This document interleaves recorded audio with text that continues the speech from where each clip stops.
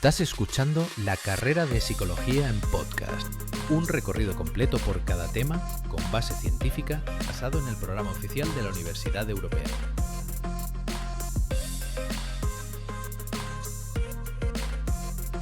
Hola, hoy vamos a meternos un poco en la historia de la psicología. Hoy vamos a ver unos textos fascinantes. Documentan cómo la psicología, cómo se convirtió en una ciencia experimental.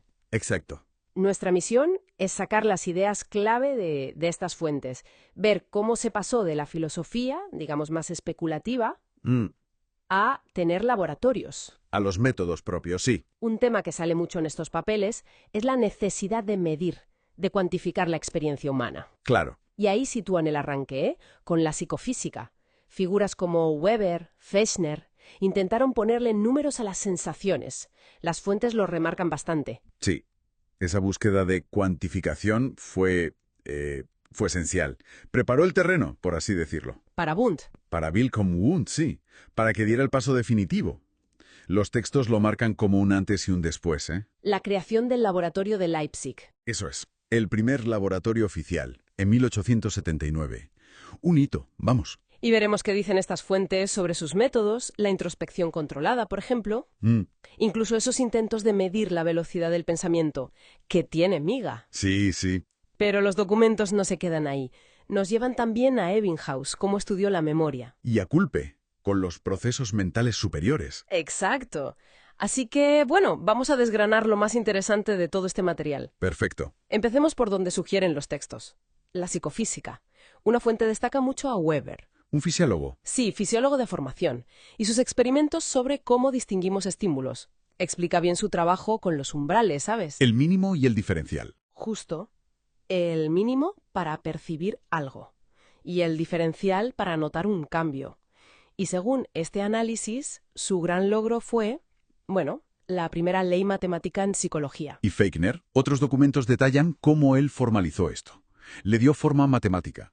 La ley de Weber-Fechner. Ah, claro. Pero no solo eso. También diseñó métodos experimentales que, todavía se usan o resuenan. El de los estímulos constantes, el de ajuste. ¿Métodos concretos? Métodos concretos, sí. Y su libro Elementos de Psicofísica, de 1860, las notas lo presentan casi como un manifiesto. ¿En qué sentido? En el sentido de decir, oye, la psicología puede ser y debe ser una ciencia empírica. Medible. Vale. Y con ese impulso, las fuentes relatan que irrumpe Wundt. ¿El gran Wundt? Funda el laboratorio de Leipzig, Sí. en 79, lanza la primera revista científica de psicología en el 81. Los textos lo ponen como el gran institucionalizador. Totalmente. El que le dio estructura. Y su método estrella. ¿Qué dicen los textos? Pues describen la introspección experimental. Pero ojo, es crucial diferenciarla, como él mismo hacía. ¿De qué? De la simple autoobservación filosófica, del mirarse para adentro sin más. Esto era distinto. ¿Más controlado? Mucho más. Requería sujetos entrenados, respuestas inmediatas a estímulos muy controlados. Buscaba aislar sensaciones, percepciones. Lo básico. O sea, muy pautado. Muy riguroso y con énfasis en que se pudiera replicar. Hay un documento que menciona su experimento del medidor del pensamiento. Ah, sí. El cronoscopio de Hipp modificado. Eso. Intentó medir cuánto tardamos en cambiar el foco de atención y calculó 1/10 de segundo. Revela esa ambición, ¿no? De querer cronometrar los procesos mentales internos, ponerles un número. Sí. Y las fuentes también recogen distinciones conceptuales importantes de Wundt. ¿Cómo cuáles? Pues, por ejemplo, la diferencia entre percepción, que es más pasiva, y apercepción. Apercepción. Sí, la selección y organización activa, voluntaria, de la experiencia. Como cuando decides prestar atención a algo concreto. Entiendo. Aunque le interesaban los procesos complejos, como el pensamiento, él creía que su método introspectivo no servía para eso. ¿Por qué? Por la complejidad y sobre todo por la influencia cultural. Pensaba que eso no se podía estudiar bien en el laboratorio. Veía la psicología más como una ciencia puente. Vale. Pero mientras Wundt se centraba en lo básico, los textos señalan que casi a la vez surge Ebbinghaus. Hermann Ebbinghaus. Y él se lanza a cuantificar la memoria, algo que parecía imposible de medir. ¿Qué hallazgos clave recogen los textos? Pues destacan varios puntos cruciales. Primero, la famosa curva del olvido. ¿Qué dice esa curva? Que olvidamos muy rápido al principio, justo después de aprender. Y luego el olvido se va haciendo más lento. Tiene sentido. Luego, los efectos de primacía y recencia. Recordamos mejor lo primero y lo último de una lista, por ejemplo. Sí, eso pasa mucho. Y el concepto de ahorro al reaprender, que si aprendes algo, lo olvidas y lo vuelves a aprender. La segunda vez es más rápido, se ahorra esfuerzo. Interesante. Lo importante, y los textos lo recalcan, es que Ebbinghaus demostró que se podían medir experimentalmente funciones mentales superiores, como la memoria. Abrió una puerta enorme. Exacto.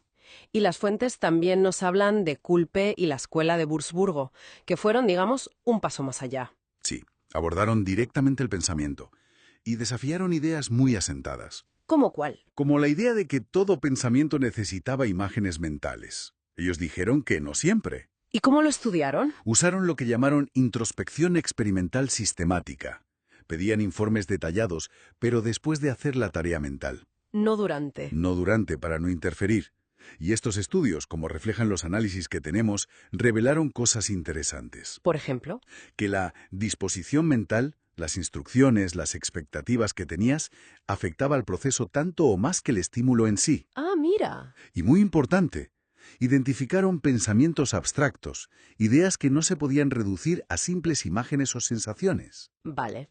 Entonces, si miramos todo esto en conjunto, ¿qué impacto tuvo en la confianza en la introspección como método? Pues los textos sugieren que fue un punto de inflexión. ¿Por qué? Porque al intentar aplicar la introspección a cosas más complejas, como el juicio o el pensamiento abstracto, sus límites se hicieron evidentes. Era difícil ser objetivo, ¿no? Muy difícil.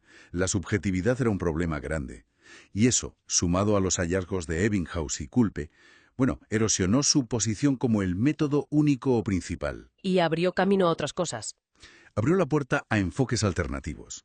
Por ejemplo, los que se centrarían después en la conducta observable, el conductismo. Bien, entonces, resumiendo un poco lo que hemos sacado de estas fuentes. La psicofísica con Weber y Fechner abrió la puerta a medir. Wundt le dio estatus científico con el laboratorio, métodos rigurosos, la introspección controlada. Institucionalizó la disciplina. Y luego figuras como Ebbinghaus y Kulpe, pues expandieron el campo, se atrevieron a estudiar experimentalmente la memoria, el pensamiento complejo. Exactamente. El mensaje clave que transmiten estos documentos es esa transformación radical. ¿De qué tipo? De cómo la psicología dejó de ser solo especulación filosófica para convertirse en una ciencia. Con métodos propios. Con métodos propios para investigar la mente.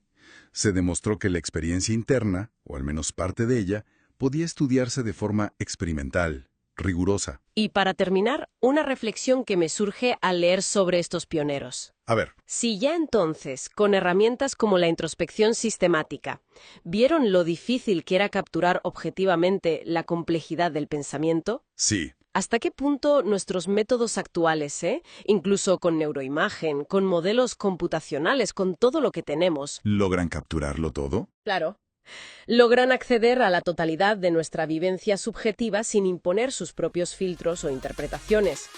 Es algo en lo que pensar, ¿no? Desde luego. Una pregunta que sigue muy vigente. Esto fue La Carrera de Psicología en podcast. Suscríbete para seguir aprendiendo.